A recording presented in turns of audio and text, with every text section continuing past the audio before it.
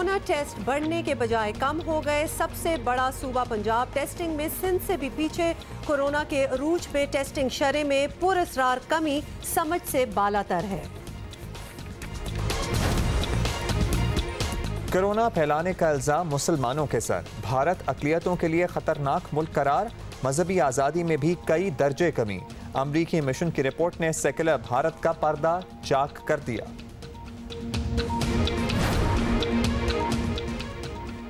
और बॉलीवुड हो या हॉलीवुड, हर जगह अपनी जानदार अदाकारी का सिक्का जमाया इरफान खान आज मुंबई में इंतकाल कर गए।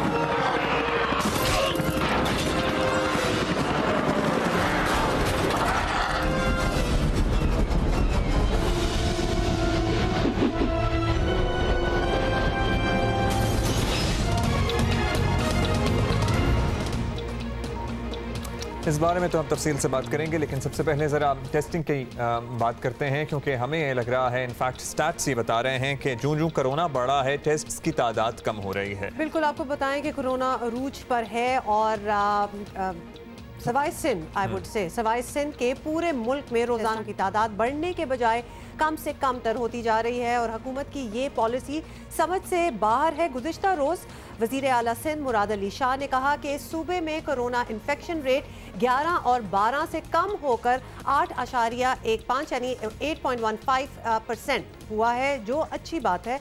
सुनिए उन्होंने क्या कहा।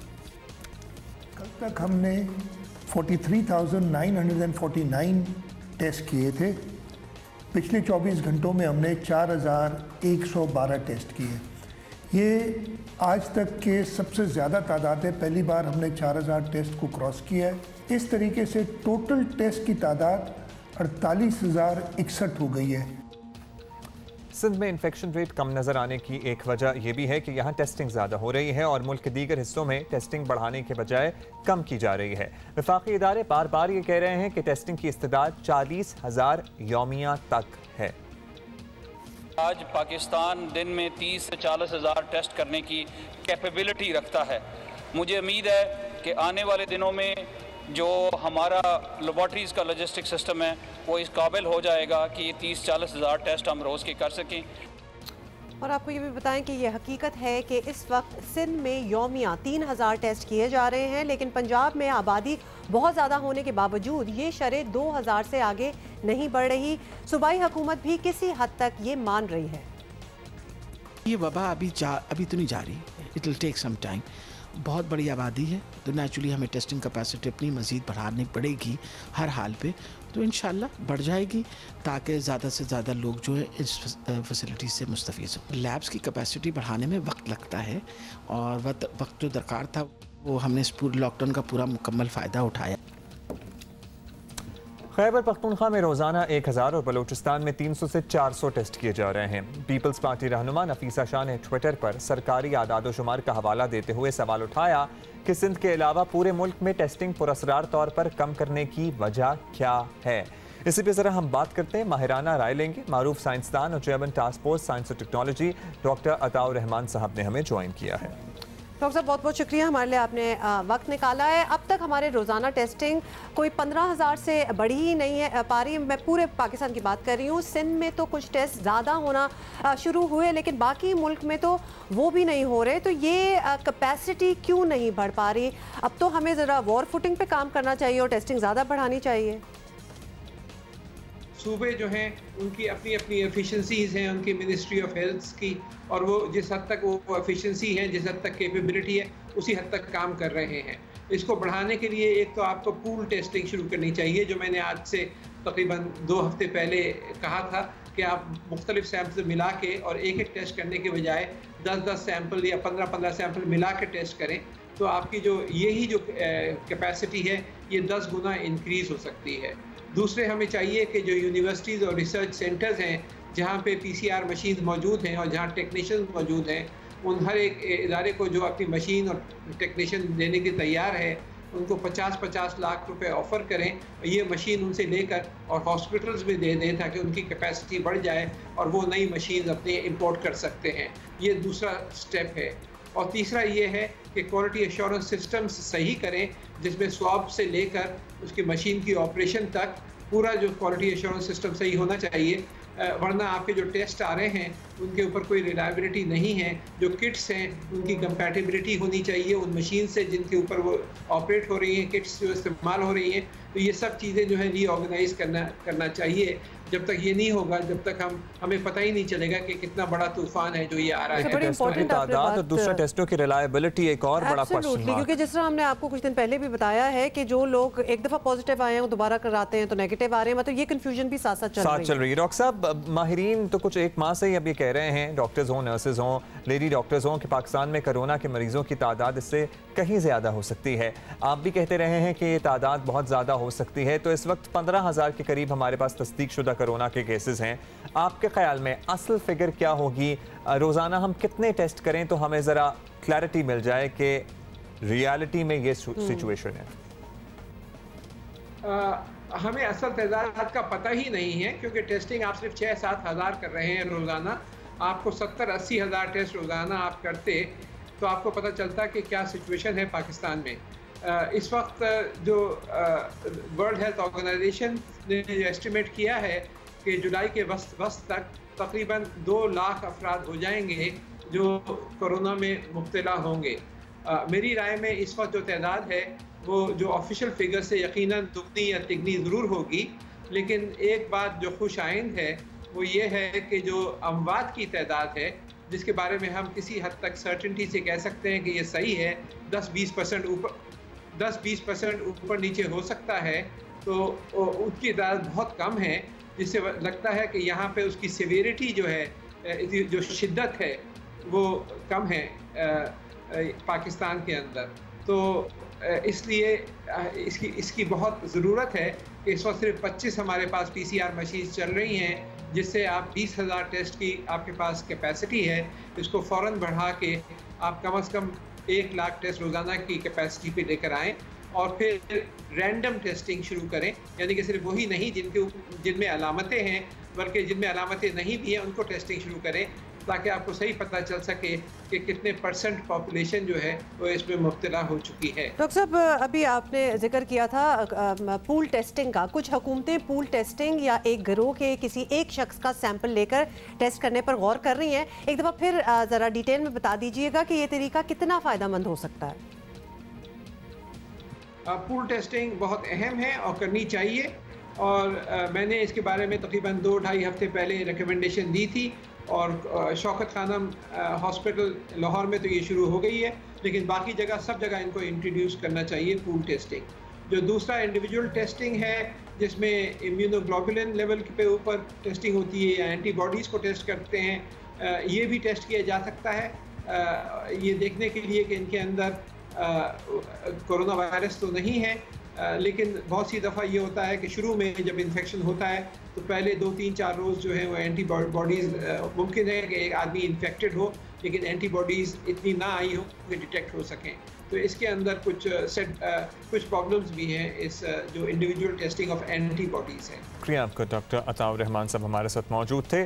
जहां हमें टेस्ट की तादाद बढ़ाने की ज़रूरत है, वहीं उनकी रिलायबिलिटी को भी यकीनी बनाने की ज़रूरत है। जैसे कि डॉक्टर साहब भी कह रहे थे कि कंपैटिबिलिटी भी होती है कि किस तरह का टेस्ट किस मशीन में जा सकता है। एग्जैक्टली, वो मशीन भी मैच करनी चाहिए। देयर आर मेनी फैक्टर्स जो बीच में इन्वॉल्व होते हैं। पूल टेस्टिंग का भी उन्होंने एक दफ़ा बता दिया कि ये भी किया जा सकता है। In any case, in a nutshell कहने का मकसद ये है कि अभी जो हमारे फिगर्स हैं वो ठीक हैं, कंट्रोल में भी हैं परहैप्स, लेकिन कितने रियल हैं, कितने एक्यूरेट हैं, ये भी जानना बहुत ज़रूरी है।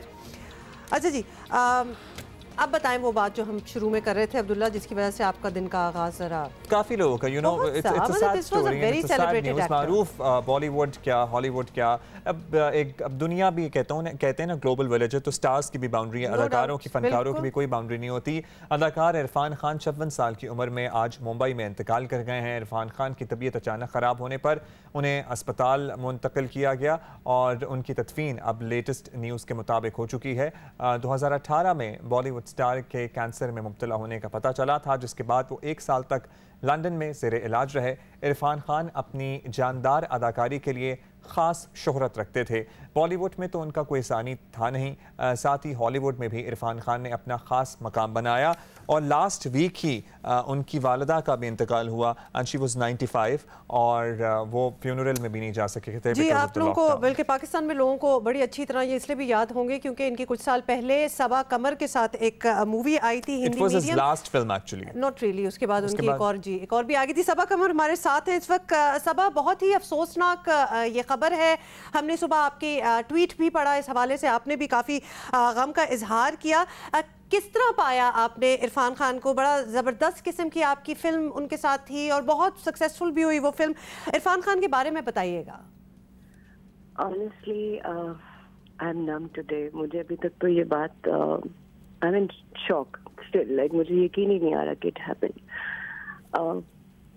बहुत अच्छा एक्सपीरियंस रहा, बहुत अच्छे इंसान थे, कमाल के एक्टर थे। लॉस है सिनेमा वर्ल्ड में बहुत बड़ा, एक ऐसे इंसान को हमने खो दिया है। मेरे पास वर्ड्स नहीं आज, ट्रस्ट मी। लाइक मैं सुबह से बात ही नहीं कर पा रही, मुझे समझ ही नहीं आ रहा। We can understand, Sabah. We can understand certainly. और ज़ाहिर है पहले तो इंसान को यकीन ही नहीं आता ना कि ये हो चुका है, लेकिन ये ज़ाहिर है ये सानेहा है। आपने as a coworker, as a colleague कैसा पाया? Was he supportive? और ज़ाहिर है जब आप एक जगह पे काम कर रहे होते हैं तो आप अपने काम के अलावा भी बात करते हैं, तो वो किस तरह के इंसान थे? अगर कुछ शेयर कर सकें। amazing man, brilliant co-actor. I've learned a lot from him. बहुत सीखा मैंने उनसे, और जो कॉन्फिडेंस मुझ में आया उनके साथ काम करने के बाद, और जितना कहे उनके बारे में कम है। उनका काम उनकी तारीफ है, जो इतना देखते आए हैं, देख के बड़े हुए हैं। और फिर उनके साथ जो मेरा एक्सपीरियंस रहा है वो तो मैं लफ्ज़ों में बयान नहीं कर सकती।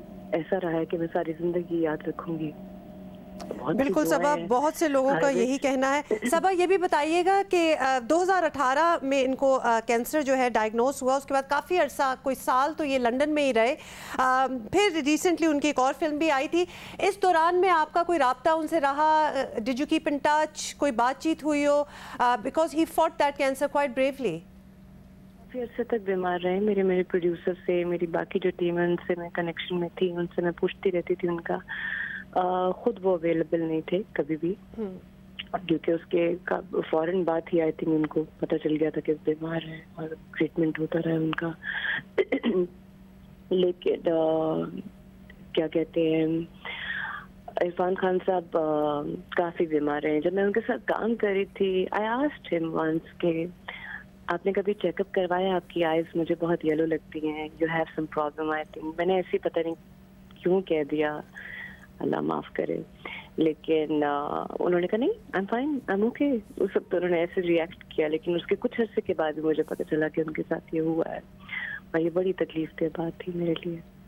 सबा, क्या हम आपसे ये भी पूछ सकते हैं कि ये ऑब्वियसली आपको पता है एक बड़ी टेंशन रहती है, पाकिस्तान के अदाकार इंडिया जाके एक्ट करें, इंडिया के इधर आके करें, मतलब अब काफ़ी अरसे से ये थोरोफेयर भी थोड़ा सा ख़त्म हो गया। As an actor, as an artist, कभी आपने ये फ़र्क पाया उनमें कि आप एक पाकिस्तानी अदाकारा हैं, पाकिस्तान की सुपरस्टार हैं और वो बॉलीवुड के हैं? कोई फ़र्क नज़र आया कोई काम करने में ऑन सेट्स? इस वक्त जो हम करंट सिनेरियो है हमारी कंट्री का, हमारे क्या हर पूरी दुनिया में जिस मकाम पे हम सब खड़े हैं because of this disease corona कोविड-19, ना बड़ा ना छोटा, ना हिंदुस्तानी ना पाकिस्तानी। आज कोई नहीं कह सकता कि मैं नंबर 1 हूँ तो मैं बड़ा एक्टर हूँ या मैं पाकिस्तानी। यार हम सब इंसान हैं। हम इन सब चीज़ों से निकल के आगे का सोचें, एक होके सोचें। खून चाहे वहाँ बहे यहाँ बहे, तकलीफ तो एक जैसी होती है ना। हम कब इन चीज़ों से बाहर निकलेंगे? मैंने कभी ऐसा नहीं सोचा। मुझे नहीं पता दुनिया कैसे लेती है, कैसे सोचती है। मेरे अंदर नहीं है वो बात कि मैं डिफ्रेंशिएट करूं इंसानों में या जातों में, कि वो हिंदू है मैं मुस्लिम हूँ, वो इंडियंस है मैं पाकिस्तानी हूँ। क्या पाकिस्तानी, क्या इंडियंस, क्या अमेरिकन, क्या चाइनीज, कहाँ खड़े हैं आज हम? बहुत शुक्रिया। I'm sure it must be really hard for you, Sabah, as well. और हम सबके लिए ज़ाहिर तकलीफ दे बात है। बहुत शुक्रिया आपने, बहुत शुक्रिया हमारे लिए आपने टाइम निकाला और हमसे बात की। फिल्म नाकिद, फिल्म क्रिटिक और बड़ी गहरी नज़र है सिनेमा पे, उमैर अलवी वो हमारे साथ होंगे, उनसे भी हम बात करेंगे। अच्छा, लेकिन आपको पता है इरफान खान साहब ने हॉलीवुड में भी बड़ा काम किया। एक तो सीन्स तो हम इनके जुरासिक पार्क की एक सीरीज है उसके भी दिखा रहे थे, लेकिन अगर आपने कोई मूवी देखनी है ना इनकी तो लंच बॉक्स वो ज़रूर देखें। क्या ज़बरदस्त, क्या बहुत ही अच्छी मूवी है और पूरी फैमिली भी देख सकती है साथ। It's a great movie. और भी बहुत से किरदार हैं, किरदार हमेशा आम आदमी का अदा करते थे लेकिन उसे खास बना देते थे। उमैर आप बताइएगा, बहुत सी फिल्में ज़ाहिर है हमने भी देखी हैं लेकिन आप जिस निगाह और जिस नज़र से देखते हैं वो ज़रा मुख्तलिफ है हमारी आम नज़र से, तो आप बताइए एज ए अदाकार कितना बड़ा आज लॉस हुआ है सिनेमा के लिए? देखिए बहुत ही बड़ा लॉस है, इसलिए कि देखिए बहुत कम एक्टर्स ऐसे आते हैं जो इनका एक मुनफरिद स्टाइल होता है। कोई किसी की कॉपी कर रहा होता है पुराने एक्टर्स की, मगर कुछ एक्टर्स ही ऐसे होते हैं जो मुनफरिद स्टाइल लेके आते हैं और वो फिर उसको लोग फॉलो करते हैं। तो इरफान खान उन एक्टर्स में से थे। आपको याद होगा जिस जमाने में इन्फर्नो फिल्म आई थी, मैं टॉम हैंक्स के साथ थे, तो टॉम हैंक्स ने इंटरव्यू के दौरान, एक वीडियो इंटरव्यू के दौरान कहा कि मैं इनको देख के वो हो रहा हूँ, इंस्पायर हो रहा हूँ कि क्या एक्टर हैं ये हम लोग सोचते हैं कि 10 दफ़ा कैसे बोलेंगे और ये स्क्रिप्ट देखते और ठक करके बोल देते हैं। तो जब दुनिया का बेहतरीन एक्टर टॉम हैंक्स ये कह रहा है तो हम लोग तो कुछ भी नहीं कह सकते। तो इरफान खान जो हैं उन्होंने बहुत हॉलीवुड की फिल्मों में काम किया है। स्पाइडरमैन थी, फिर अमेजिंग स्पाइडरमैन थी, माइटी हार्ट थी, द नेम सेक थी, लाइफ ऑफ पाई थी, अभी कुछ अर्सा पहले भी उन्होंने फिल्म एक की है फजल, उनकी फिल्म आई थी जो आखिरी थी। फिर आप जो कह रहे थे जैसे हिंदी मीडियम का, तो उसके बाद भी 4 फिल्में की उन्होंने। ब्लैकमेल आई, कारवान आई उनकी जो लास्ट दिसंबर में आई थी 2 साल पहले, और बहुत ही ज़बरदस्त फिल्म थी। तो इरफान खान जो थे वो एक अलग ही चीज़ थे। वो इरफान खान एक्टर नहीं थे, वो एक आम आदमी थे जिनको आप कोई भी कैरेक्टर पकड़ाएं तो अगर उनकी बीबी छोड़ के चली गई वो भी कैरेक्टर किया हुआ उन्होंने, उनका दोस्त उनको बेवकूफ़ बना रहे वो भी कैरेक्टर किया हुआ उन्होंने, एक रिक्शे वाले का कैरेक्टर है वो भी किया हुआ उन्होंने, एक ऐसे आदमी का जो बड़ी उम्र का है लंच बॉक्स में वो भी किया हुआ उन्होंने। बिल्कुल Umair, you are very right. बल्कि I would even go as far as to say कि जब आपको पता चलता था कि किसी फिल्म में की कास्ट में इरफान खान भी हैं तो आपका दिल चाहता था कि वो फिल्म देखने के लिए, क्योंकि आपको एक तसल्ली हो जाती थी कि ये अच्छी फिल्म होगी। बहुत बहुत शुक्रिया Umair, wish we had the time to talk to you more about it. लेकिन ये हम एक ट्रिब्यूट भी देना चाहते थे। There are lots of movies of Irfan Khan और आजकल टाइम भी बड़ा है तो अभी हम ब्रेक लेंगे, ब्रेक के बाद मिलते हैं।